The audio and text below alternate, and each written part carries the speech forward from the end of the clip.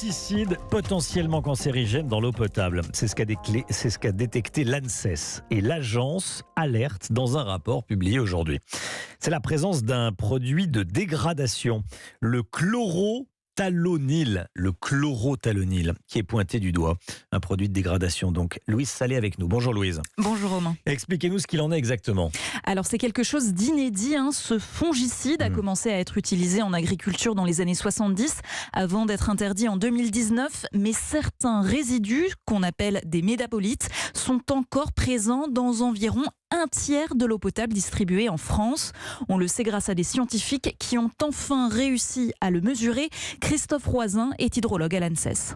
Des pesticides, il en existe un grand nombre. On ne peut pas surveiller tous les pesticides dans l'eau potable. Aujourd'hui, on a des techniques qui nous permettent de rechercher de façon correcte les métabolites de pesticides, ce qui n'était pas possible il y a encore quelques années.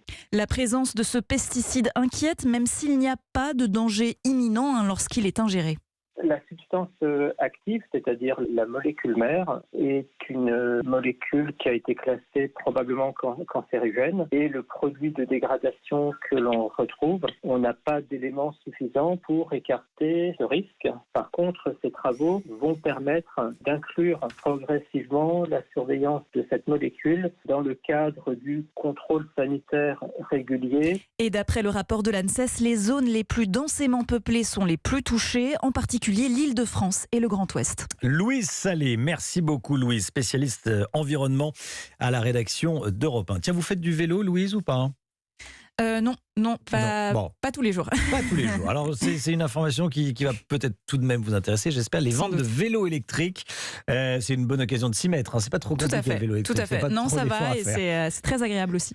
Voilà, les ventes de vélos électriques continuent leur progression fulgurante. Écoutez, selon l'Union Sport et Cycle, un vélo sur 4 vendu en France l'année dernière était électrique. Plus de 738 000 au total. 738 000 vélos électriques au total. Un bon bilan qui tranche avec celui du marché des vélos traditionnels dont les ventes sont en baisse de 13% sur un an. Voilà le vélo électrique qui a la cote.